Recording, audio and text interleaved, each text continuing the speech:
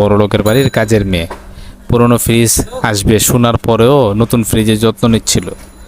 তখন সেই বাড়ির মালিকের মেয়ে তাকে বলল, নতুন ফ্রিজ তো আসবে, সেই পুরোনোটার যত্ন নিয়ে কী করবি রে ভাই?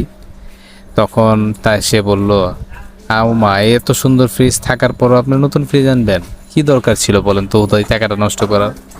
তো বললো যে যখন আপনারা এই নতুন ফ্রিজ আসবেই তাহলে এই পুরোনো ফ্রিজটাকে আমরা দিয়ে দিয়েন, আমি মাসে মাসে টাকা দিয়ে দিই। তো এরই মধ্যে নতুন ফ্রিজ এসে পড়লো, নতুন ফ্রিজটাকে লোকজন দিয়ে সেট আপ করে নেওয়া হলো।